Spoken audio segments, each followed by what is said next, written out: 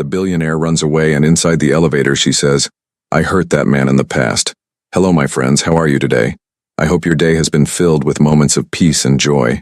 Whether you're just starting your morning or winding down after a long day's work, I want you to know that I'm grateful you're here with me. Take a deep breath, settle in, and let me tell you a story about second chances, broken promises, and the courage it takes to face the person you hurt most. This is a story about Celeste and Ryan, and how sometimes the universe gives us one more chance to make things right." The California sun beat down on the Melbrook Hotel's marble steps as Celeste Davenport reviewed the quarterly reports on her tablet. At 25, she'd inherited more than just a luxury hotel empire. She'd inherited the loneliness that came with it. Her late father's kingdom of glass and gold stood as a monument to success, but Celeste lived in its shadows, a queen without a kingdom of the heart. Her royal blue blazer contrasted sharply against her sun-bronzed skin, a testament to countless empty afternoons spent walking the beach alone. The denim shorts she wore were a small rebellion against the business formal her board expected, paired with elegant blue heels that clicked authoritatively across the lobby's polished floors. She was beautiful in the way distant lighthouses are beautiful, meant to be admired from afar, never approached. "Ms. Davenport, we have a new maintenance hire starting today," her hotel manager Patricia said, appearing at her elbow with a clipboard. Ryan Walker. His references from the Oceanside Resort were impeccable. Celeste nodded absently, her attention already back on the declining occupancy rates in the executive suites. Names didn't matter. People came and went through the Melbrook's revolving doors like tides. Staff, guests, business partners. Everyone was temporary. Everyone left. It was a defense mechanism she'd perfected over the years. This art of not seeing people, not really seeing them. If she didn't see them, she couldn't hurt them. If she didn't see them, they couldn't hurt her. The afternoon sun slanted through the hotel's floor-to-ceiling windows, casting geometric shadows across the lobby. Celeste was heading toward the executive elevators when she saw him. Blue uniform, yellow gloves, dark hair slightly too long for regulation, curling at the collar. He was bent over, methodically cleaning the brass railings with the kind of focus that suggested he'd rather be anywhere else. Something about the way he moved, efficient, dignified despite the menial task, made her pause. Then he looked up. The world didn't stop. It shattered. Ryan Walker, 10 years older, broader in the shoulders, face weathered by time and experience. But those eyes were the same ones that had looked at her with such hope on a summer night a decade ago, when she'd promised to come back. She'd lied. The tablet slipped from her fingers, clattering against the marble floor. The sound echoed through the lobby like a gunshot. Ryan's eyes met hers, and in that instant, she saw recognition dawn across his features. His expression shifted from professional neutrality to something raw and unguarded. Surprise, pain, and something else she couldn't name. Celeste ran. She didn't think, didn't calculate, didn't maintain the icy composure that had become her trademark. She just ran, her heels clicking frantically against the floor, her breath coming in short gasps. The elevator was 20 feet away. 15. 10. "Ms. Davenport?" Patricia called after her, confusion evident in her voice. The elevator doors opened just as she reached them. She stumbled inside, jabbing at the button for the penthouse floor with trembling fingers. The doors began to close, and through the narrowing gap, she saw Ryan straightening up, his cleaning cloth hanging forgotten from his hand, watching her flee. The doors sealed shut. Celeste leaned against the elevator's mirrored wall, her reflection showing a woman she barely recognized. The composed CEO was gone, replaced by a frightened girl in expensive clothes. Her hands shook as she pressed them against her face. "I hurt that man in the past," she whispered to her reflection. The words hung in the elevator's confined space, an admission that felt like absolution and condemnation all at once. "I hurt him, and I never apologized. I never explained. I just disappeared." The elevator hummed its way toward the top floor, each second feeling like an eternity. Memories flooded back, uninvited and relentless. She was 15 again, spending the summer at her family's beach house in Crescent Bay. Her father was alive then, though always busy with business, always on the phone, always promising tomorrow for the quality time that never came. Her mother had died when Celeste was 7, leaving her father to raise her alone, or rather leaving staff to raise her while her father built an empire. That summer, though, that summer had been different. The elevator chimed, announcing her arrival at the penthouse. The doors opened to reveal her private residence, 2,500 square feet of luxury and loneliness. Floor-to-ceiling windows overlooked the Pacific Ocean, the same ocean she'd once walked along with a boy who made her laugh, who taught her that wealth wasn't the same as richness. Celeste kicked off her heels and walked to the window, pressing her forehead against the cool glass. The beach stretched below, gold and endless. She could almost see them there, two kids racing along the shoreline, the girl in a sundress, the boy in cut-off jeans, both laughing like the world couldn't touch them. Ryan Walker had been 18 that summer, working at his uncle's motorcycle repair shop in Crescent Bay. She'd noticed him first at the beach, trying to fix an old blue Harley-Davidson that looked like it had seen better decades. She'd wandered over, bored and lonely, and asked what he was doing.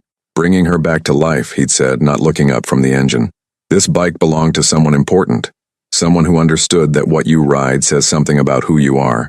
What does a broken motorcycle say? She'd asked. He'd looked up then, his hands covered in grease, a smudge of oil on his cheek.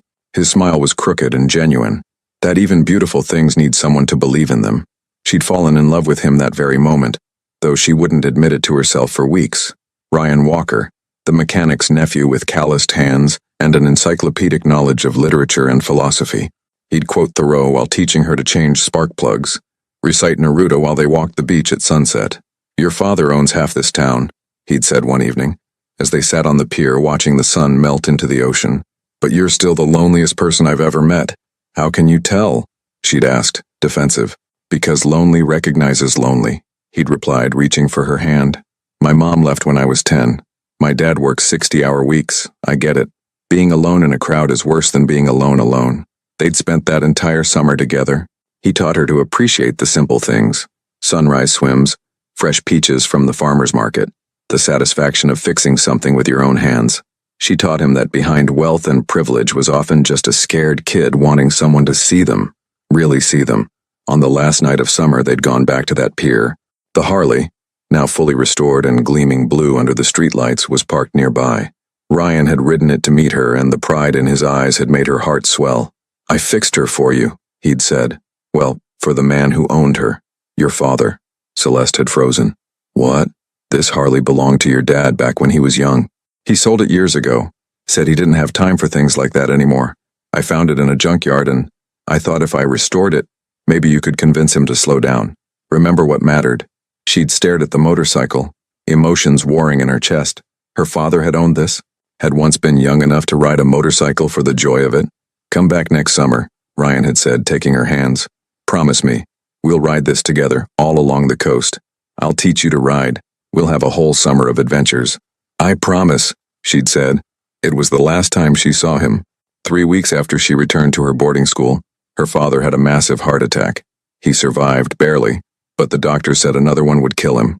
He needed to retire, to slow down, to let someone else run the company. That someone was Celeste. At 15, she was thrust into a world of board meetings, stockholder expectations, and legal guardians who managed her inheritance until she came of age. There was no time for summer vacations, no time for beach towns and motorcycle boys, no time for anything except learning to be the CEO her father needed her to become. She'd written Ryan one letter, just one, explaining what had happened, promising she'd come when she could, begging him to understand. She never sent it. The fear of his disappointment, of seeing the hurt in his eyes, had paralyzed her. So she did what people do when they're too cowardly to face the pain they've caused. She pretended it never happened. She buried the memory of that summer under layers of business school, mergers and acquisitions, and a carefully cultivated Ice Queen persona. Her father died 2 years ago, leaving her the Mel Brock empire and a note that said, "Don't forget to live, little bird." "Too late, Dad," she'd thought. "I already forgot how." Now, standing in her penthouse, staring out at the ocean that had once witnessed her happiness, Celeste felt the weight of those lost years crush her chest. Ryan was here, in her hotel, wearing a janitor's uniform and yellow gloves, cleaning brass railings like his dreams were as tarnished as the metal. What had happened to him? The boy who quoted poetry and rebuilt motorcycles with reverence? The boy who saw her loneliness and offered companionship instead of pity? Her phone buzzed, a text from Patricia. "Ms. Davenport, is everything all right? You seem distressed." Celeste ignored it. She couldn't explain what she didn't fully understand herself. How do you tell someone that you're haunted by a ghost made flesh, by a choice made 10 years ago that you've regretted every day since? She changed out of her business clothes, trading the blazer and shorts for simple jeans and a white t-shirt. For the first time in years, She didn't want to look like a CEO. She wanted to look like the girl Ryan had known, the girl who could spend hours talking about nothing and everything, the girl who hadn't yet learned to armor her heart. It was nearly 6 p.m. when she ventured back downstairs.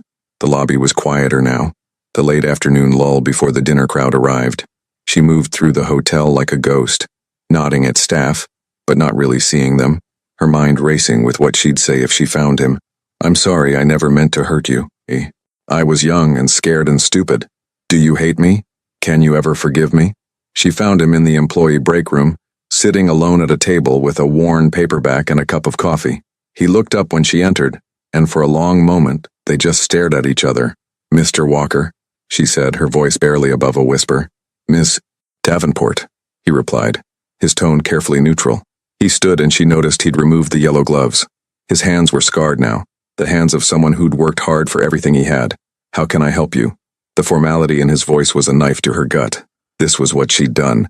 She'd taken warmth and turned it to ice. She started, then stopped. What could she say? Where could she even begin? "I didn't know you worked here. Just started today," he said, slipping the book into his pocket. She caught a glimpse of the title, Walden. Thoreau, of course. "Patricia mentioned you were impressed with my references. Ryan, it's fine, Ms. Davenport," he cut her off, not unkindly but firmly. "That was a long time ago. We were kids, people grow up, people change. You don't owe me anything." But that was the problem, wasn't it? She did owe him. She owed him an explanation, an apology, some acknowledgement that what they'd had mattered, that it had been real. "Can we talk?" she asked. "Please?" "Not here. Somewhere private." He studied her for a long moment, his expression unreadable. She could see the war happening behind his eyes, the part of him that wanted to say no, to protect himself, warring with the part that maybe, just maybe, wanted answers as much as she needed to give them. "Okay," he finally said, "but not tonight. I have another shift. Tomorrow? There's a coffee shop 2 blocks from here, The Grind, 7 a.m. I'll be there," she promised. He nodded once, then picked up his coffee and walked past her, close enough that she could smell motor oil and soap, a scent that transported her back 10 years in an instant. She stood in the empty break room, shaking. This was real. This was happening. Tomorrow she'd face the boy, the man, she'd hurt, and she'd have to find words for feelings she'd spent a decade trying to bury. That night, Celeste couldn't sleep. She paced her penthouse, memories assaulting her from every angle. Around 2 a.m., she did something she hadn't done in years. She went to her father's old office, a room she'd kept preserved exactly as he'd left it. In the bottom drawer of his desk, wrapped in tissue paper, was a photograph. Her father, young and grinning, sitting on a blue Harley Davidson with his arms spread wide. On the back in his handwriting, "Freedom Machine. Before I traded dreams for dollars, don't make my mistakes, little bird." Celeste pressed the photo to her chest and cried for the first time since her father's funeral. Cried for lost summers and broken promises. Cried for a 15-year-old girl who'd had to become a CEO before she'd learned to be a person. Cried for Ryan, who'd waited for her, who'd restored a motorcycle as an act of love and hope. The next morning she arrived at The Grind at 6:45 a.m., wearing jeans and a simple blue blouse, her blonde hair loose around her shoulders instead of pulled into its usual severe bun. She ordered 2 coffees, black, the way she remembered Ryan liked it, and sat at a corner table by the window. He arrived exactly at 7, still in civilian clothes, worn jeans and a faded t-shirt that read, "Crescent Bay Motorcycle Repair." He paused when he saw the coffee waiting for him. "You remembered," he said quietly. "I remember everything, Ryan," she said. "That's the problem." He sat down, wrapping his hands around the coffee cup but not drinking. "So talk. You said you wanted to talk." Celeste took a deep breath. "My father had a heart attack 3 weeks after I got back to school that year. The doctor said he needed to step down, that stress would kill him. I was 15. I became his proxy, his heir apparent. I spent the next 3 years in intensive business training, learning to run a hotel empire instead of learning to be a kid. You could have written, called, sent some kind of message. I started a letter," she admitted. "I must have rewritten it 50 times, but every version felt like an excuse. How do you explain to someone that you're choosing duty over them? That you don't have a choice? I was a coward, Ryan. I was so afraid of hurting you that I hurt you worse by disappearing." "You think?" His voice was sharp, the first real emotion breaking through his careful control. "I waited, Celeste. The next summer I went to your beach house every single day for a month. I sat on that pier where we said goodbye, watching the road, thinking maybe today would be the day you'd come back. My uncle told me I was pathetic. My friends said I was stupid. But I waited anyway because you promised. The pain in his voice cracked something open in her chest. I'm so sorry. Sorry doesn't give me back that summer. Or the next one. Or the 10 years I spent wondering what I did wrong. Why I wasn't worth a phone call, a letter, anything. You didn't do anything wrong. Celeste reached across the table, stopping just short of touching his hand. Ryan, you were perfect. You showed me what it meant to be seen, to be understood. But I was 15 and terrified and completely unequipped to handle what happened to my father, to my life. I made a choice and it was the wrong one. I know that now. He pulled his hand back, standing abruptly. I need to go. I have a shift in an hour. Ryan, please. What do you want from me, Celeste? He asked, and the exhaustion in his voice made her heart break all over again. Forgiveness? Closure? What? I don't know, she admitted honestly. I saw you yesterday and all I could think was that I ruined the best thing that ever happened to me. And I wanted you to know that. I wanted you to know that you mattered. That summer mattered. That I've thought about you almost every day for 10 years. He stared at her for a long moment. The Harley, he said finally. The one I restored. I still have it. Celeste's breath caught. You do? Yeah. Couldn't bring myself to sell it. Even when I needed the money. Even when keeping it felt like holding on to something that was already gone. He pulled his phone from his pocket, scrolled for a moment, then showed her a photo. There it was. The blue Harley Davidson. Older now, but still beautiful. Still gleaming with care and attention. In the background of the photo, she could see a small garage workshop. You became a mechanic, she said softly. Motorcycles by day, janitor by night, he said with a bitter smile. Living the dream, right? Why are you working here? She asked. At my hotel. If you have your own shop. The shop barely breaks even, he said. And my uncle got sick last year. Cancer. The bills. He shook his head. I needed the insurance. The steady paycheck. Patricia told me the Melbrook had great benefits. She didn't mention the owner was someone from my past. Does she know? About us? There is no us, Celeste. There was an us 10 years ago. Now there's just you, a CEO with a guilty conscience, and me, the guy cleaning her hotel. He walked out, leaving his untouched coffee on the table. Celeste sat there for another hour, staring at the photo he'd shown her, which she'd screenshotted before he left. The Harley. Her father's Harley. The symbol of everything that could have been. Hello, my friend. How was your day today? Is everything okay? I hope you're finding peace in the middle of whatever storms you're facing. Because sometimes life gives us challenges we never expected, and we have to decide, do we run from the hard conversations, or do we find the courage to face them? Over the next week, Celeste found herself doing something she'd never done before, actually seeing her staff. She learned names, asked about families, noticed that Maria in housekeeping had a daughter in college, that James at the front desk was saving for a honeymoon in Italy, and she watched Ryan. Not obviously, not in a way that anyone would notice, but she saw him in the hallways, in the lobby, taking his breaks in the employee break room with that same worn copy of Thoreau. He was unfailingly professional, courteous to guests, respected by his co-workers.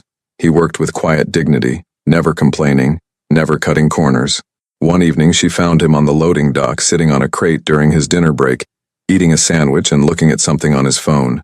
She'd gone down there under the pretense of checking inventory, but really, she'd followed him. Mr. Walker? She said. He looked up, surprise flickering across his face. Ms. Davenport, everything okay? Can I sit? He gestured to another crate. She sat, suddenly aware of how surreal this was. A billionaire CEO in designer jeans sitting on a loading dock with her janitor. I've been thinking, she said, about what you said, about there being no us. Celeste, let me finish, please. She took a breath. You're right. There is no us. But there could be. Not the us we were. I'm not naive enough to think we can go back. But maybe we could be friends? Start over? I know I don't deserve it, but why? He interrupted. Why do you want this? Is it guilt? Pity? What? Because for 10 years I've been alone, she said quietly. I've had employees, business partners, people who want things from me or want to give me things, but I haven't had a friend. I haven't had someone who sees me, really sees me. And you did once. Maybe you can't anymore. Maybe I've changed too much, but I'd like to try. He was quiet for a long time, then, I'm not your project, Celeste. I'm not some broken thing you can fix to assuage your guilt. I know that. I'm not trying to fix you. I'm trying to fix me. And you think I'm the answer?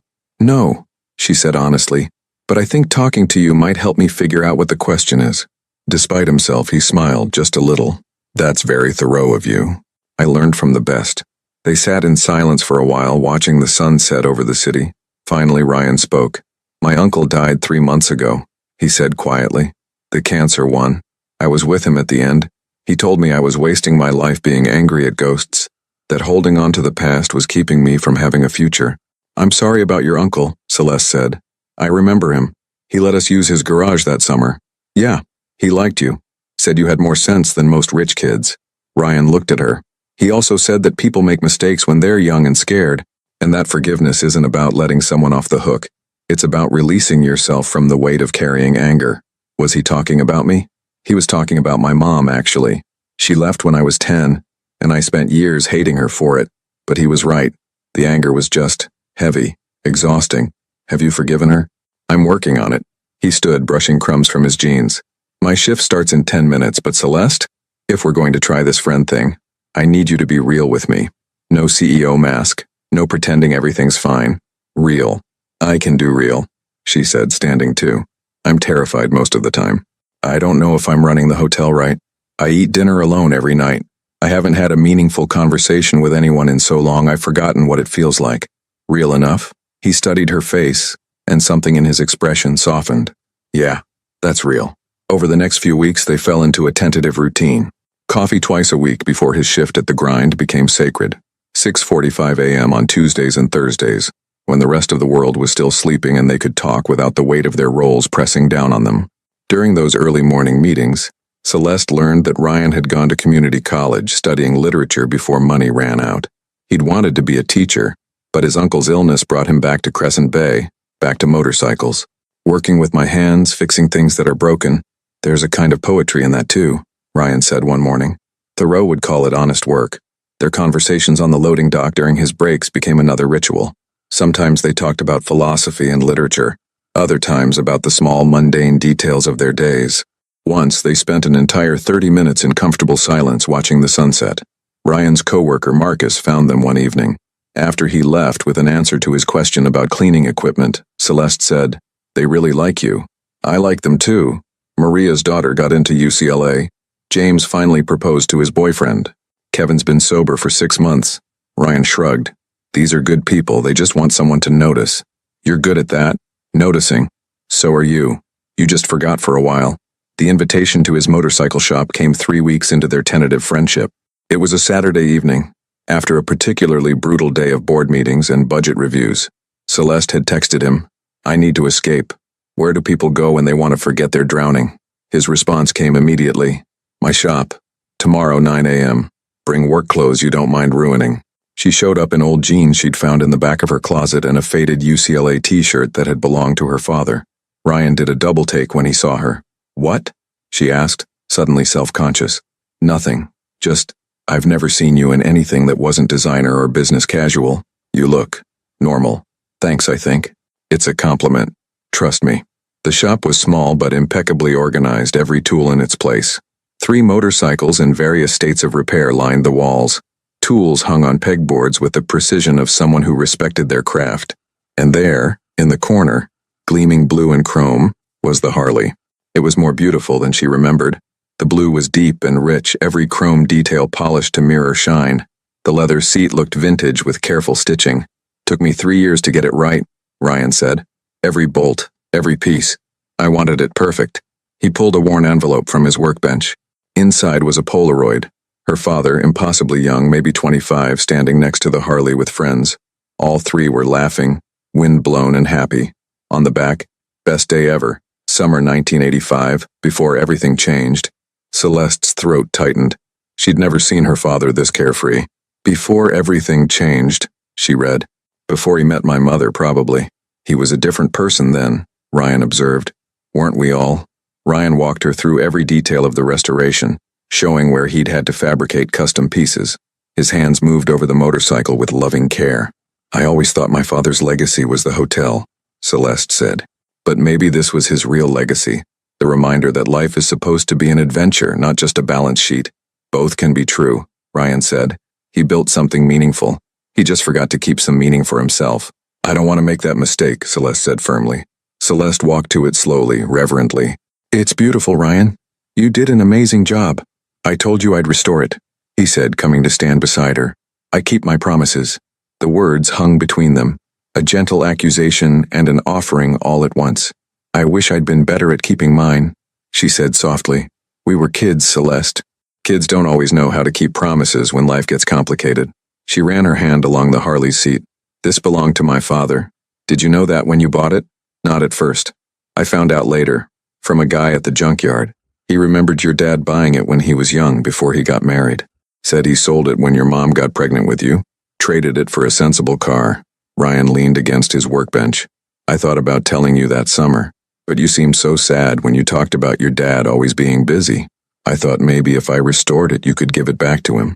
Remind him who he used to be. He died before I could, Celeste said. But he left me a note.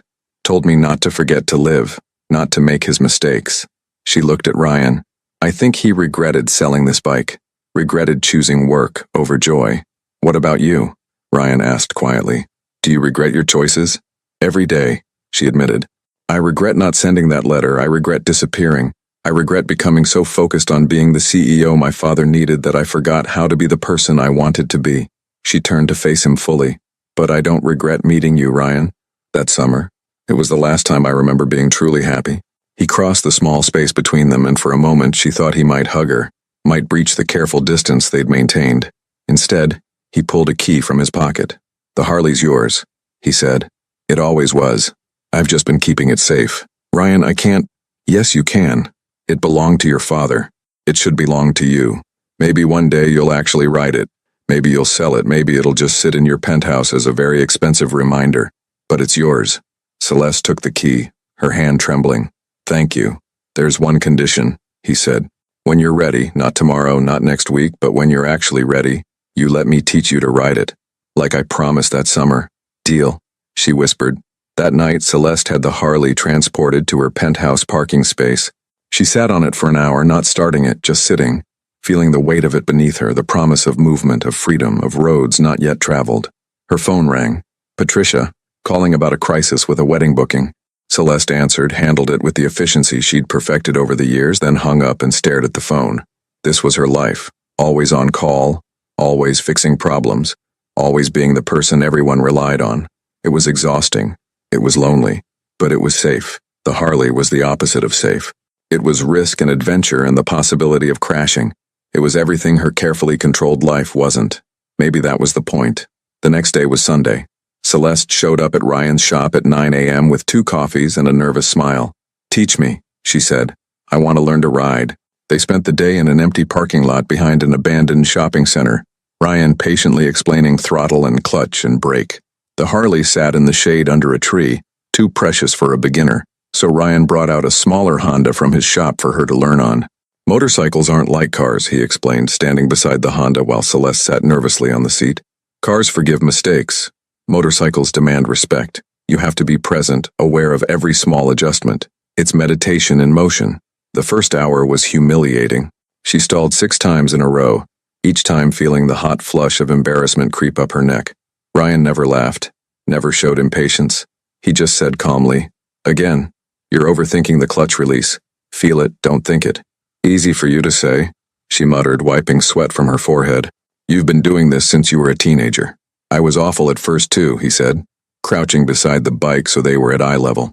My uncle made me practice in this same parking lot for 3 months before he'd let me on a real road. I cried the first time I dropped his bike. I was 16 and I cried like a baby. What did he do? He helped me pick it up, checked for damage, then made me get back on. Said the only real failure was giving up.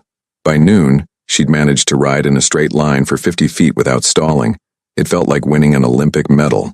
Lunch break, Ryan announced, pulling out a cooler from his truck. You've earned it. They sat in the shade, eating sandwiches he'd packed, turkey and avocado, her favorite from that summer 10 years ago. She was surprised he remembered. You always paid attention, she said, taking a bite, even to small things. What I liked to eat, what made me laugh, what scared me. You made it easy, he said. You were authentic back then. No walls, no pretense, just Celeste. I miss that version of me, she admitted quietly. The girl who could spend hours talking about nothing, who wasn't calculating every word, every gesture. She's still in there, Ryan said, nodding toward the motorcycle. I see her every time you fall and get back up.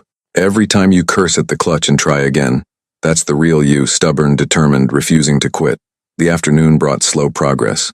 She fell twice more, scraping her palms on the pavement. The second fall was harder, the bike slipping out on a turn she'd taken too fast. She lay on the hot asphalt, fighting back frustrated tears. Ryan helped her up, checking for injuries. Are you hurt? Only my ego, she said, her voice cracking. Hey, he said softly, hands on her shoulders. You're doing great. This is hard. The fact that you keep trying, that's what matters. I'm a CEO who can't even ride a motorcycle, she said, tears spilling over. It's pathetic. No, what's pathetic is being too afraid to try. You're here, Celeste. You're trying. That's brave. She looked up at him. Why are you being so nice to me? After what I did? Ryan was quiet. Because holding on to anger was killing me. Because forgiveness isn't about you, it's about me choosing not to carry that weight. And because part of me never stopped caring about you and I don't know what to do with that. The confession hung between them, raw and honest. Ryan, come on, he said, stepping back. One more try, then we call it a day. By sunset, she could ride in a straight line, execute basic turns, start and stop with approaching competence. As they packed up, Ryan said, Same time next week? Yes. Then, Ryan, thank you for seeing something in me worth saving. I'm not trying to save you, he said. I'm just here, whatever that means. It became their Sunday ritual. Motorcycle lessons in the morning in that same parking lot, where Celeste slowly learned to trust the machine beneath her. Then lunch at a taco truck run by a Mexican family who knew Ryan by name. Come here every Sunday, Rosa, the owner said, pressing churros into Celeste's hands. Ryan, you need to feed this girl. I feed her tacos, Ryan protested, grinning. Celeste found herself laughing more than she had in years during those lunches, sitting on the curb, sharing food, talking about everything and nothing. Afternoons were spent in his shop. Under Ryan's patient instruction, she learned to change oil, adjust mirrors, troubleshoot engine problems. This is meditation, she said one afternoon, hands covered in grease. My mind is completely here, completely focused. That's the point, Ryan said. The world gets loud, but here, in this moment, it's just you and the work. Simple, honest. During those Sunday afternoons, Celeste talked. Really talked. She told him about her father's death, about the crushing weight of expectations. I had to fire someone once, she said. This woman, mid-50s, stealing small amounts. I knew she had a sick husband, medical bills. I understood why, but I also knew that if I didn't fire her, it sent a message. What did you do? I fired her. Then I wrote her a personal check for twice what she'd stolen anonymously. I told myself it was justice, mercy, but really I was just trying not to hate myself. Ryan looked at her. That tells me you care. You see people, even when you have to make hard choices. One Sunday, Ryan taught her to work on the blue Harley. Actually work on it. She's yours, he said, which means you need to know how to take care of her. As she leaned over the engine, Ryan guiding her hands, showing her what to feel for, Celeste was acutely aware of his proximity. You're a natural at this, he said. Most people fight the learning, but you're willing to not know to be a beginner. That's rare. I've been pretending to know things for 10 years, she said quietly. It's exhausting. This not knowing. It's actually a relief. The weeks turned into months. Summer faded into fall, and with it came the hotel's busy season. Celeste was drowning in year-end reports, holiday events, and a major board meeting that would determine the hotel's expansion plans for the next 5 years.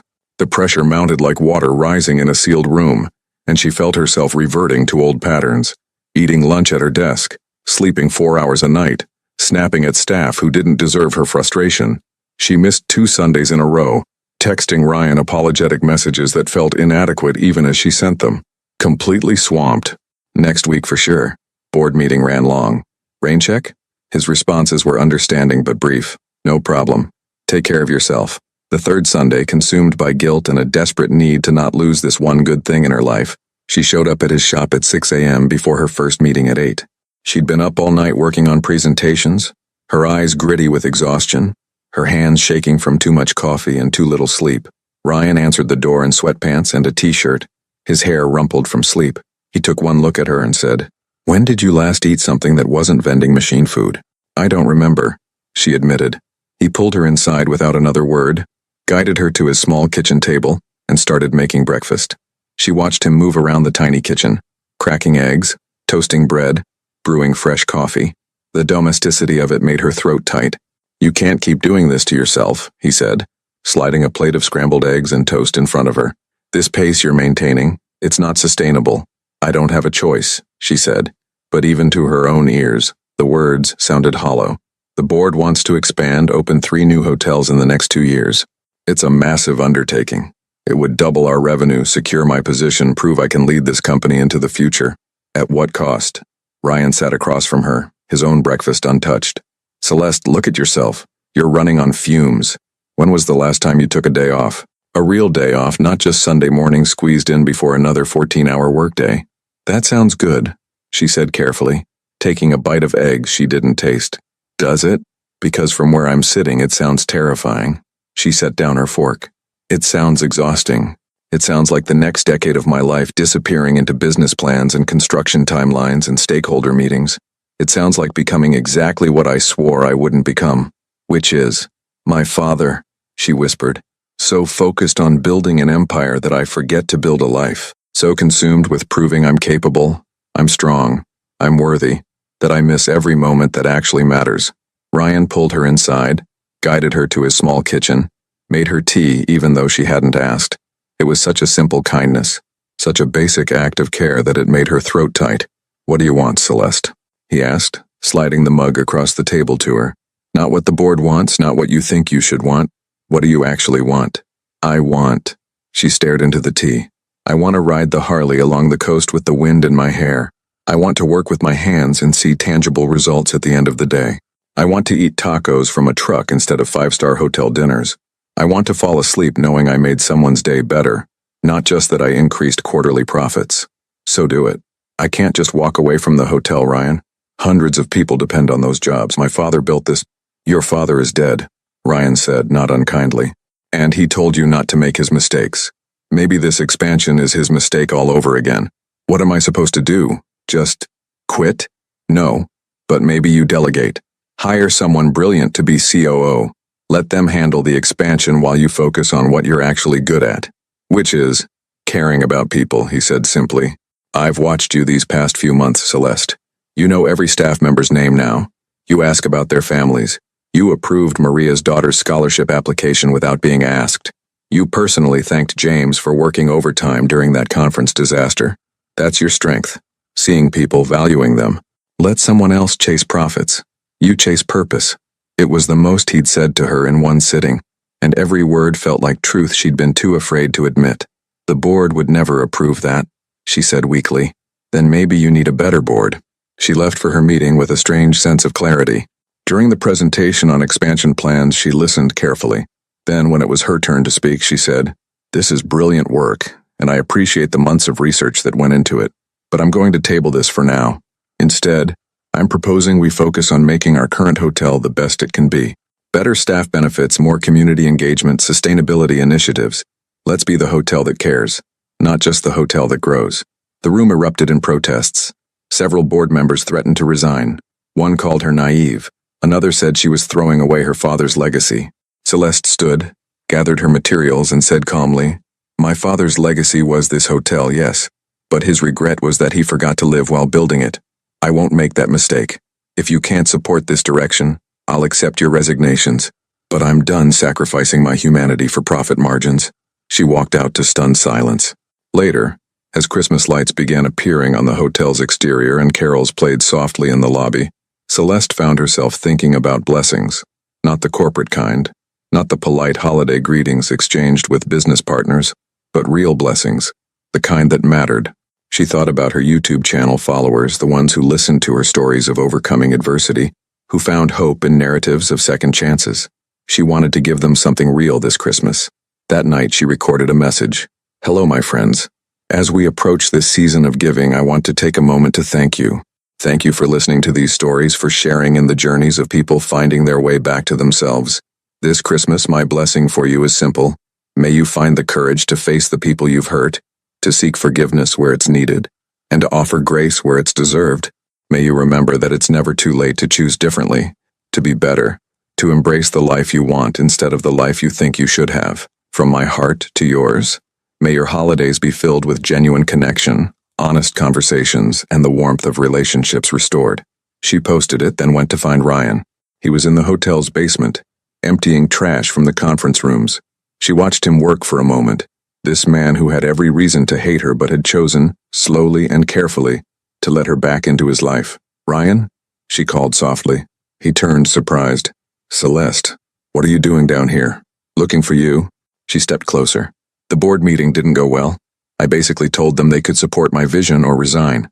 And 3 resignations so far. Probably more coming. Are you okay?" "I'm terrified," she admitted. "But also, free? Is that crazy?" "No," he said, setting down the trash bag. "That's clarity. I've been thinking about what you said, about delegation, about focusing on what I'm good at." She took a breath. "I'm creating a new position, Chief People Officer, someone who focuses exclusively on staff wellness, career development, community impact.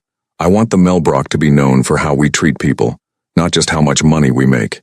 "That's great, Celeste. I want you to apply for it." His eyes widened. "What? You see people, Ryan? Really see them? You'd be perfect." "I'm a janitor with a high school diploma," he said incredulously. "I don't have a business degree or HR experience or—" "You have something better. You have empathy, wisdom, and the ability to make people feel valued. The rest we can teach." She pulled out a folder from her bag. "I had Patricia draft a job description. Read it. Think about it. If you're interested, apply like everyone else. I won't play favorites." He took the folder, still looking stunned. "This is insane." "Maybe. But I'm tired of being sane and miserable. I'd rather be insane and hopeful." Christmas came, and with it a small miracle. Ryan applied for the position. He wasn't the only candidate, but he was by far the best. His interview with the hiring committee, Celeste had recused herself, left 2 board members in tears. He talked about his uncle's battle with cancer, about the hospital staff who made those final days bearable. He talked about his mother leaving, and the teacher who noticed he was struggling and got him into therapy. He talked about dignity, worth, and the revolutionary act of seeing people as more than their job titles. He got the position. On New Year's Eve, Celeste threw a staff party instead of the usual high society gala. She hired Ryan's favorite taco truck, set up a bonfire on the beach behind the hotel, and invited every single employee and their families. Ryan found her standing at the water's edge, watching the waves catch the moonlight.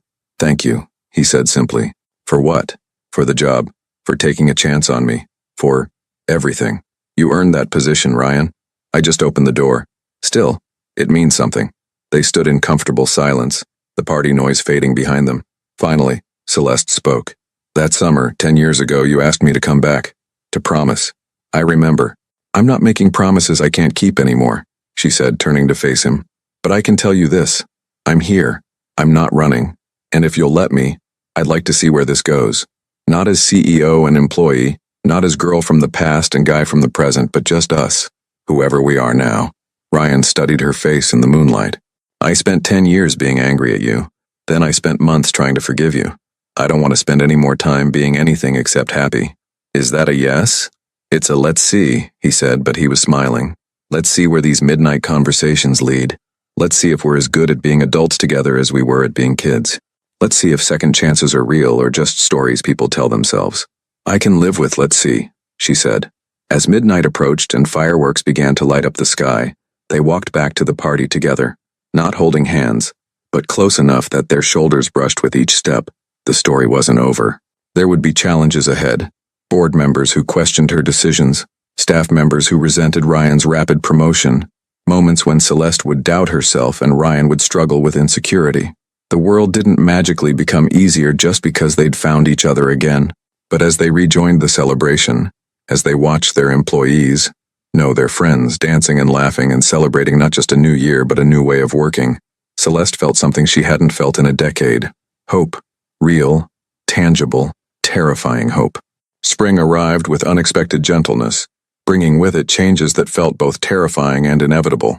Ryan moved into his new office as Chief People Officer, a space on the 3rd floor with windows overlooking the ocean. Celeste had offered him the executive suite next to hers, but he'd declined, choosing instead a smaller room near the staff break areas. "I need to be where people are," he'd explained, "not isolated in some ivory tower." It was so perfectly Ryan, that Celeste had simply nodded and approved his choice. The board's expansion plans were tabled indefinitely, replaced by Ryan's revolutionary staff wellness initiatives. Employee satisfaction scores climbed for the first time in 5 years. Turnover dropped. The hotel started appearing in articles not for its luxury but for being one of the best places to work in California. "You're changing the industry," Patricia told Celeste one morning, reviewing the latest press coverage. "Other hotels are calling, asking how we did it." "It wasn't me," Celeste said honestly. "It was Ryan. I just got out of his way." Their Sunday motorcycle lessons continued, but now they rode together. Celeste on the blue Harley, Ryan on his own bike, a black Indian Scout. They'd take the coastal highway north, stopping at small diners and roadside viewpoints, talking about everything and nothing. It was during one of these rides, on a particularly beautiful April morning, that everything changed. They'd stopped at a lighthouse overlook, the ocean stretching endlessly before them. Celeste sat on the Harley, helmet in her lap, watching seabirds wheel and dive. "I need to tell you something," Ryan said, his voice careful. "Something I should have told you months ago." Celeste's heart stuttered. "Okay.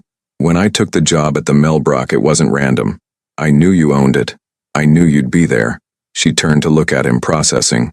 "What?" "After my uncle died, I was going through his things.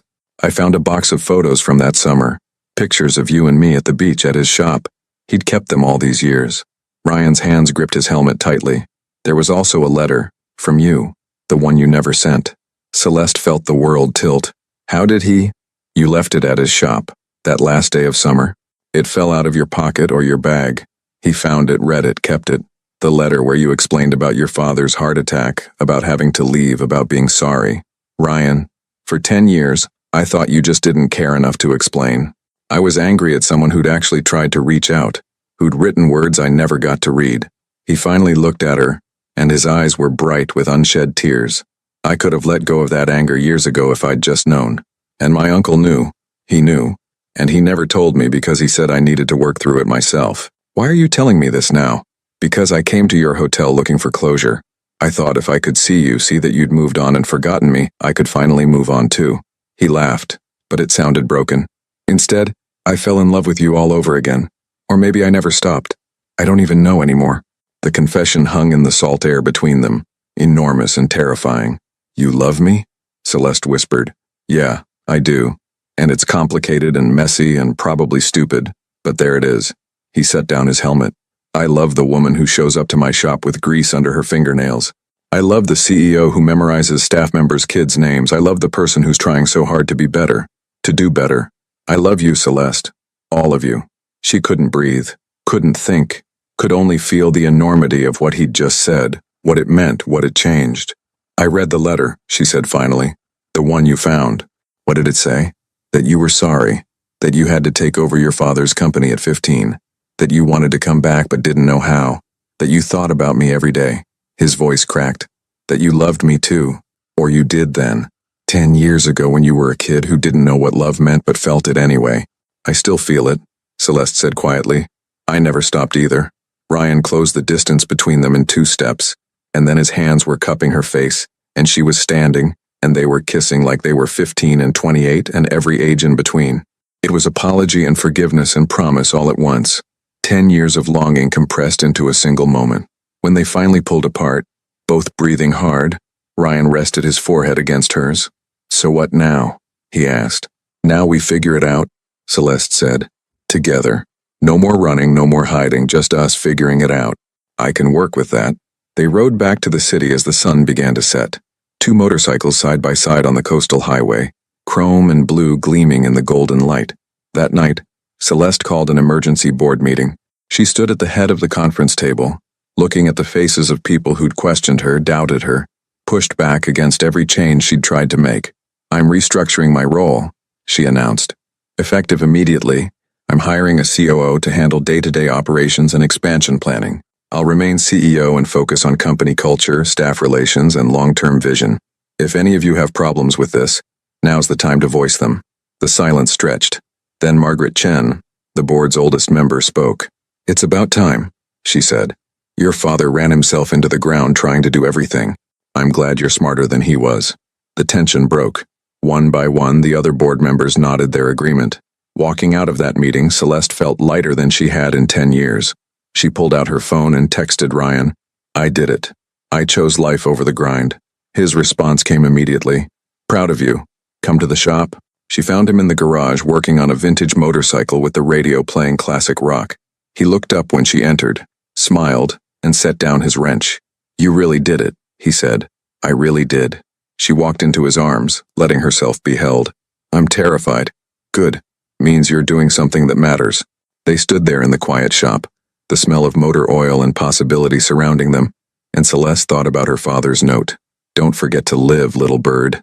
"I think I'm finally learning how," she whispered. "Learning how to what?" "To live. To be more than just a job title or a bank account. To be human." Ryan pulled back enough to look at her. "You were always human, Celeste. You just forgot for a while, but you're remembering now, and it's beautiful to watch." 3 months later, on a Sunday morning in July, they rode the blue Harley to Crescent Bay. The beach town hadn't changed much.